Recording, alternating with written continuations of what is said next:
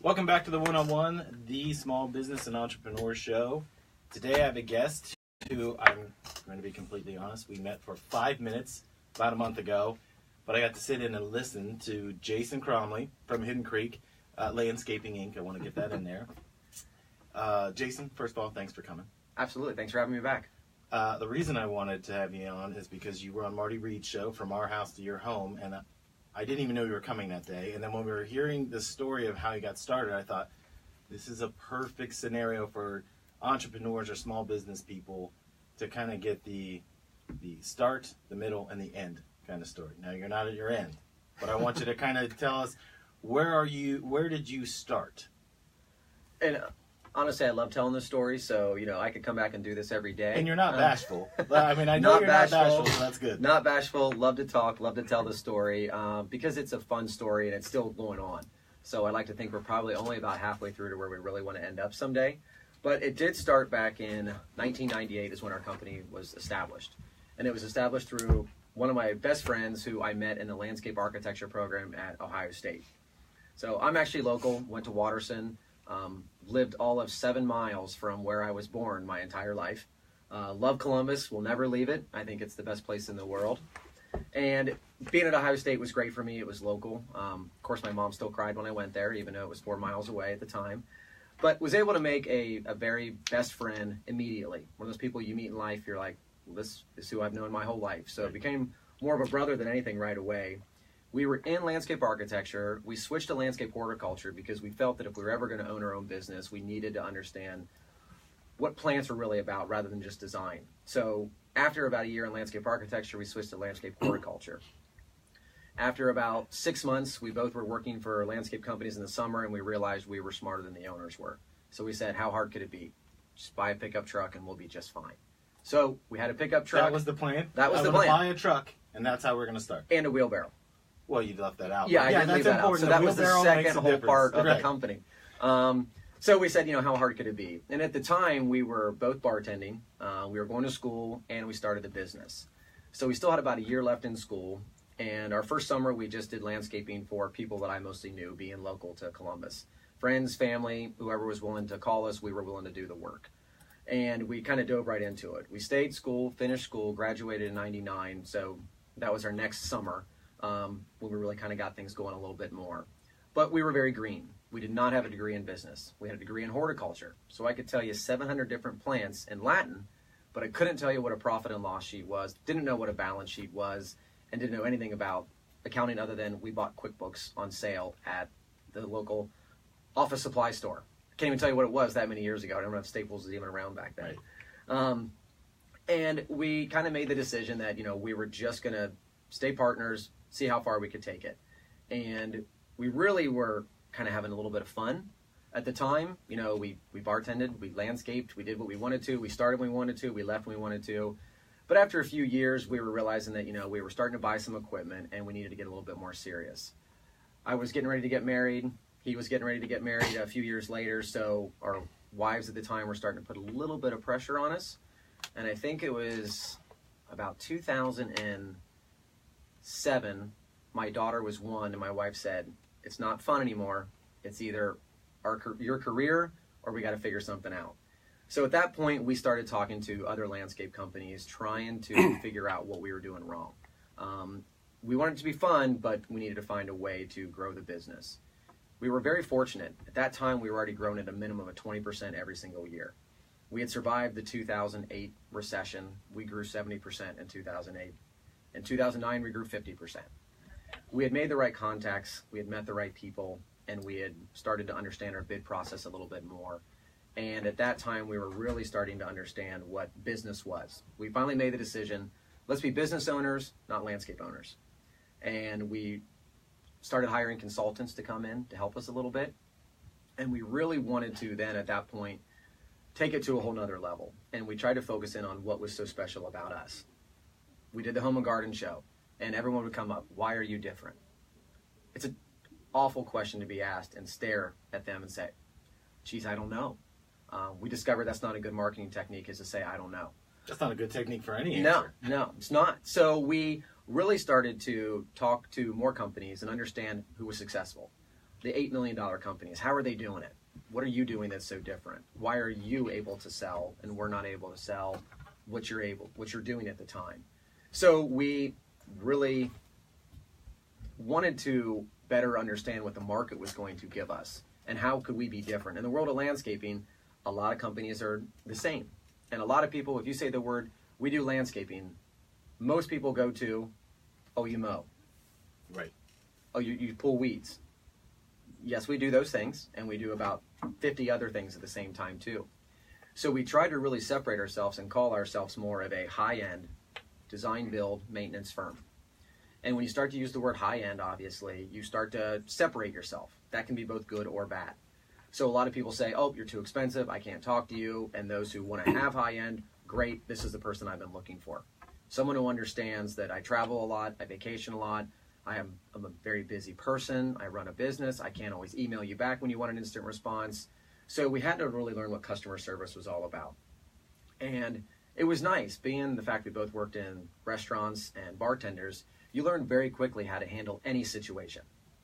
And what that gives you is that knowledge to be able to deal with a client for a very short amount of time, sell to them, get their buy-in, and have them walk out of the door thinking that was a really good experience. Food might not have been great, but at least I liked the server. Well, and also, you've had to deal with problems where you've got to put the fire out. They got something that you brought them, and it's wrong, and you've got to kind of squash that and move on. But make them feel as though they got to win, right? I mean, it's the same thing in every customer service-related deal. They're going to pay you. But it is, how do they feel when they pay you? You know, if they didn't feel good about it, and they paid you, they're going to tell 10 more people, look how bad that was. I can't stand this, and I'm going to pay to have someone else to do it. They'll never forget your name, though, if you do it wrong. Absolutely. Right. And it's tough, and it's a great point. You know, you got to be able to give everybody that feel-good feeling when they walk through the door. They might not have had the best food, the best drinks, whatever, but they at least remember you for what you did. Did you give them your best effort? Did you give them a smile the whole time? Is that how you look at your business, though? Do you still kind of treat it like that original, you know, being a waiter type scenario? I want to describe everything to you so you understand what it is. I'm going to deliver it to you, and at the end, I need you to pay for it, but I want you to feel like you had a great experience. It sounds like that's what you're saying. It's actually what we still preach to this day. If I can make every one of my employees work in the restaurant business for a year, I would make them do it. And I would make them do it at both a high-end restaurant, where they have to understand these people are expecting a white tablecloth service, and then work at a restaurant. Take Bob Evans, for example. These people are in there quick. They want to be gone quick. They just want their eggs the right way. They just want their service the right way. They're not expecting much. But you learn to read people very quickly as well, too. In the restaurant business, you pick up quickly. Do these customers want to talk to me a lot? Do they want me to ask how they're doing? Or do they want to be left alone? And mostly within the first conversation, you pick up quickly what kind of client you have at the time. And what we've really tried to do is keep preaching that to our sales team. Read the client as quick as you can. So when we will go to a homeowner's house for our initial meeting, some of the things we try to do is get right to their house. We want to walk through their house, and we want to understand their taste, their style, what kind of car do they drive. We ask a question. When you go on vacation, what type of vacation? If they say, well, we go to Disney World, and it's the 10 of us, and we do it every year, I know that they put a ton of value on vacation. What we try to create with a lot of our outdoor living spaces is that type of resort feel. When they're home, they want to relax. So I want to know what kind of vacation they take. I want to know how long do they go for. I want to try to understand what kind of kids, how many kids do they have? What kind of sports are they in? So when you're home, you're saying you really want to be home. Right. You don't want to do any maintenance. It's the number one request we get, low maintenance. Well, I would think that would be on the top of the list, like you do it all. I want it to look this way, but you do maintain things. If somebody says, I want you to come back and trim these bushes, or you'll do the winterizing and all that as well, right? So that's another part of the step, but I don't, unless I'm reading that wrong. No, that's correct. Do that as well. That's I don't want someone listening and going, oh, say they just build it and they leave. No, that's really where we've started to push most of our service. You know, with a lot of the projects that we do now in outdoor living, which is what it's being called, you know, is we'll do a full patio, we'll do a swimming pool, we'll do a pergola, we'll do all the plants, we'll do the irrigation, we'll do the lighting, we might redo the sod, and then when it's gone, I've come back to properties 2 years later and I'm like, they've completely let it go. So we started pushing the maintenance side of our business into the residential world, saying, now we want to maintain it. We will be here. We will mow it 32 times. We will do a cleanup. But do you maintain it? Because I asked this question of somebody else that's in the landscaping world, and I said, do you push for maintaining it because you made it? In other words, when we do shows, when we create shows and somebody doesn't put time into it, okay? Or they don't take your advice, and it just, you can see this path where it's not going to get better. It irks the hell out of me. I can't take it, to the point where I almost can't sit in the room with somebody. You're making something that everyone can drive by and see. Absolutely. Right? So what's that feel like when somebody just lets it go to pot? We take it personal. It hurts us. It's no different than someone buying a beautiful car, then they park it outside in the middle of a rainstorm, or park it underneath a tree with birds above it. It's like, we want people to understand that what they're doing with us is an investment. They're adding value to their home, they're adding value to their life, and they need to do that. They need to maintain that. And it is hard to really convince people because it is the outdoor. A lot of people will, once they get home, they drive in their garage door, they shut the garage door behind them, and they don't walk back outside again. And what we want is to try to create places that people want to go back outside. That when they pull up, they want to take appreciation of what they've done and realize they have the nicest house on the corner. And that the neighbors walk by and be like, wow, that was done well. We want to work for the Joneses. Right. That's our goal. And we want to try to educate our clients as much as possible. And we have to make it affordable that they understand the maintenance is not expensive if it's designed properly. And that's what's so important about what we do is we have landscape architects on staff that we walk through the whole design process. And we teach the clients along the way, what do you really want? Yes, give us a budget so we need to know what to design, but what are you looking to do? How much yard work do you want to do? And the answer mostly is 0. Great. Now we know how to design for that. Do you like it to be green? Do you like it to be straight? Do you like it to be wild? What are you looking for? But part of that is setting expectations, right? From the jump. So whether it's first phone call, first meeting, you're letting them tell you what they want, but you're telling them what you're going to be able to deliver, right? So it's your company's expectations of the work you're going to do, and you're letting them know up front. We set the expectations from the very first meeting. The clients have to understand what they're getting into with us. We follow the rules. We set in for permits. We make sure that we're following all the codes. We're not going to break the rules for them.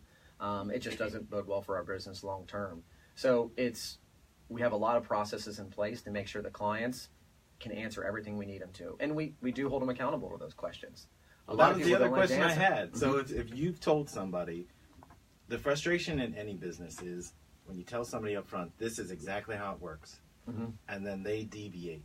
That changes your business model, right? Correct. At least for that person. So I look at it, if you look at movies, they're all, at the end, they're all Star Wars LLC or Star Wars 2 LLC because they are individual projects. So every single one of those is its own business. In yours, every property you work on is their own business. So if they deviate from what you say, you're kind of partnered with them for that short amount of time. How do you deal with that? So you gave them a plan, here's the expectations, here's the code, and then they say, you know what, I don't want to do that, or I'm not going to let you in on a Thursday because I got people coming over, even though there's a timeline. How do you handle that? Because you're a small business entrepreneur guy, you've got to put that fire out, but you can't set fire to their property at the same time. Absolutely, and it's tough. We try to have a process in place, and every time we look back at a client and we understand at the end of the project, our clients, we have great, incredible customer service, and our reviews we get from our clients are top-notch. Yes, we're going to drop the ball. Something's going to happen, but we're accountable for everything that we do. We try to let our clients know that if you do follow our process, you will be happy at the end. The second you make us deviate, something will go wrong. And every time that something goes wrong, we know because we let them deviate. But we do understand clients have certain rules, certain expectations they have. They can't change. They can only be there on that day. And it is our job to try to accommodate our client as much as possible. One of the biggest pushbacks we always get with the client is always, we say, what's your budget for the project? We don't have a budget. Which is so easy, because you can do your job so easy if no one gives you the information. Absolutely. So are you saying I have a blank check? Well gosh, no, you don't have a blank check, but you don't have a budget. So there is a budget. So we've learned some tricks, and the first question we always say, so let's start with $100,000. That's your budget. Oh my gosh, no. I was thinking 50. That's all I needed to know. Right. Not because I'm going to blow your budget, but because I need to know what to design for. A lot of clients in the world of landscaping really have no idea what it costs. When you go to buy a car, you can get online, and you can type in this car, and you're going to see a price online, and you're going to see it vary from 1% to 2% from 10 different dealerships. Right. In the world of outdoor living design, there's so many things that can change that. And what we try to do is get that number. First, we can say, if you don't have a number, that's fine. Let's start with what you're looking for. Well, I'd love a fireplace, really like a spa, maybe a pergola, and I want bluestone, and I need about 1,500 square feet patio. Okay, that's $100,000. I want to spend 50.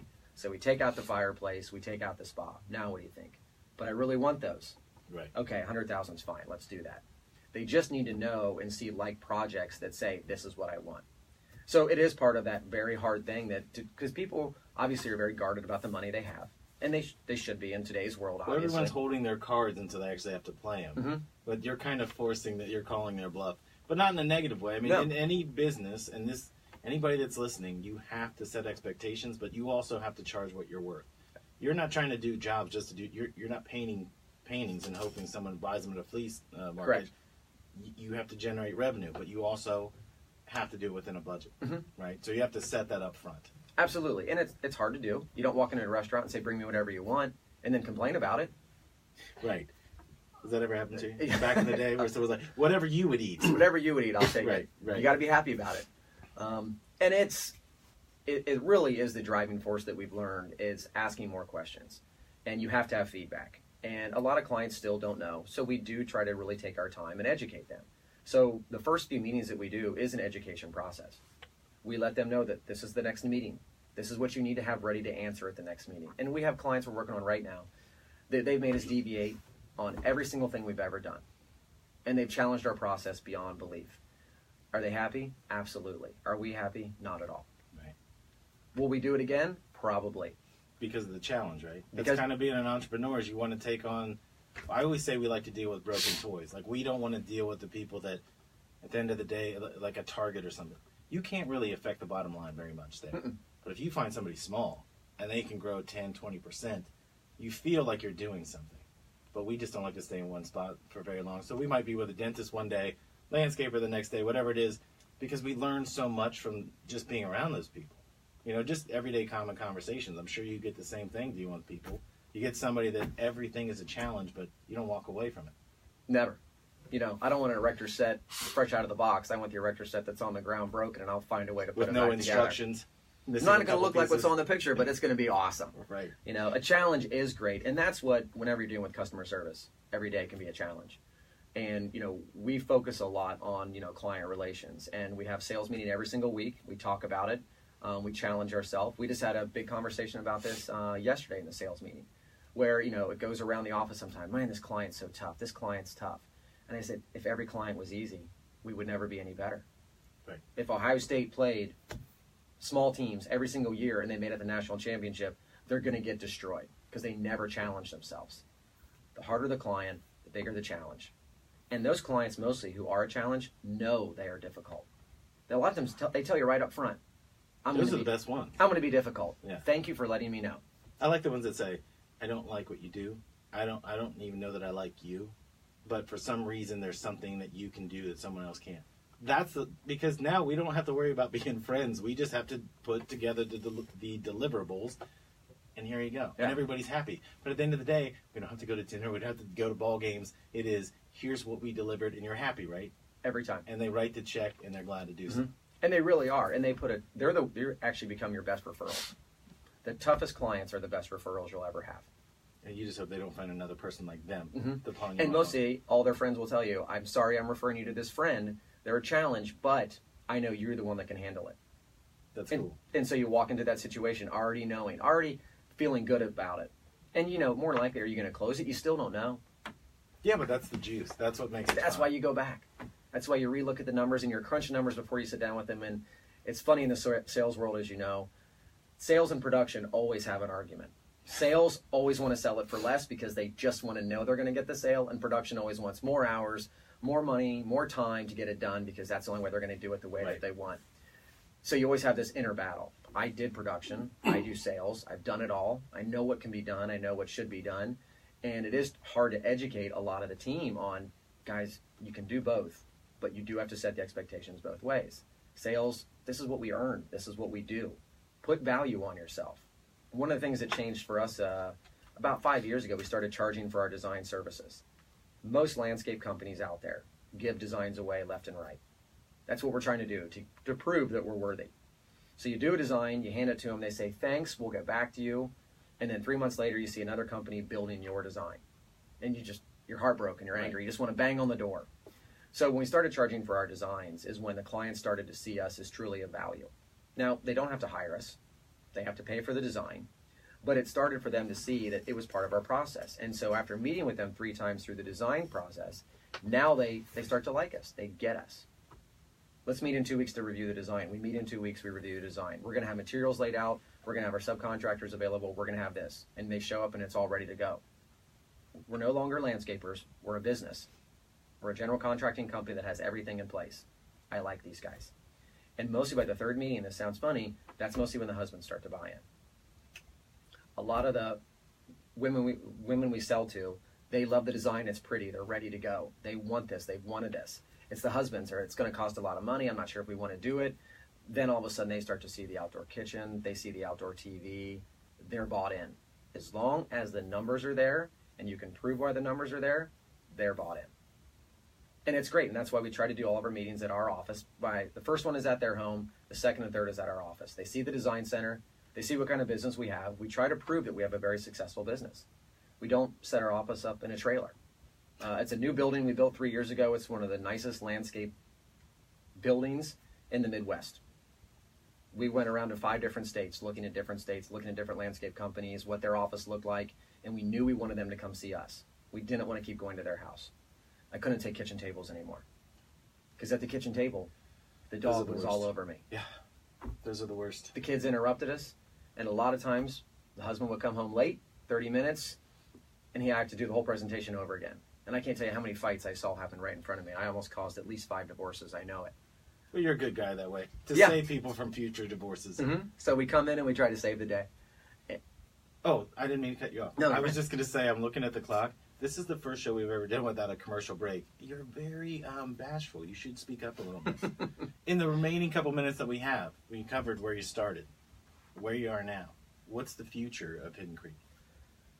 So what we're trying to do actually is look at what we've created here locally in Columbus. We love Columbus.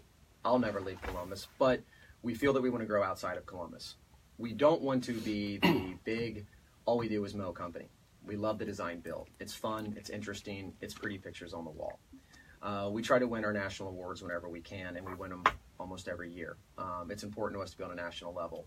We're very involved right now with the education that's happening in the landscape profession. We sit on boards through Columbus State, through OSU Worcester ATI, through the National Association of Landscape Professionals, because we're trying to get back to our industry and profession as much as possible, because I want to grow. My partner and I both believe the same thing. We want to grow not because it's to make more money, it's because we feel we can give better customer service than anybody else, and that people deserve that. The landscape industry for years started to get a bad name. We were just nothing but contractors. We're trying to do whatever we can. Subbing out to other people for roofing jobs or whatever it was. So, not you guys particularly, but that's what I see a lot in the industry is somebody says they're a roofing company, and when you go, it's a bunch of subcontractors. You guys are actually doing the work. We're doing the work. Your hands in the dirt. Yep. We have all of our people in place, and yes, I still get my hands dirty, but it's mostly just because I fall down now. Okay. All they let me do is sign checks. But we're trying to grow the business, and we'd like to get outside of the Columbus market in the next 3 years. We have our sights set on having 120 employees next year. Where are you at now? Right now, we're at 93 this year. Okay. So these are lofty goals. Yes. But you feel you're going to hit them. Haven't missed one. So in 3 years, you'll come back here, probably before that, but we can have an update on this show, and I can hold you to what you just said. Absolutely. All right, good. Yeah. Why don't you tell people how they can get a hold of you? We didn't even get to that point, and we're almost out of time. Sure. Why don't you give them the website, and if they want to call, is that whichever way you prefer? Yeah, our website is one of the things that really we try to stand by.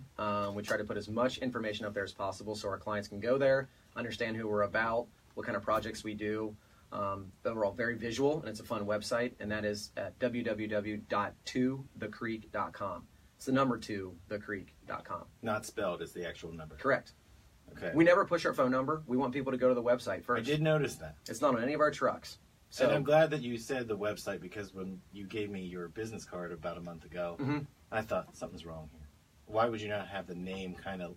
But it's unique, and when you go there, there's a ton of resources, a ton of information, and it looks great. But it was just a weird, like, Did he get the wrong business card from Staples here? Mm-hmm. Designed it and made it sure that people understand that. We use a marketing company. They help us. They're great. You know, we really want to get our name out there. And to be honest, we build a backlog up that keeps us 3 months out most of the time. So if you call me now and say, I'd like to get a project done in 2 weeks, the answer is going to be no. We're taking bids right now for projects that'll book us through probably May of next year. That's awesome. That's what we try to do at all times. Well, by then, I'd like to have you back in. I appreciate you coming on today. I had a blast. I really do. Thanks so much.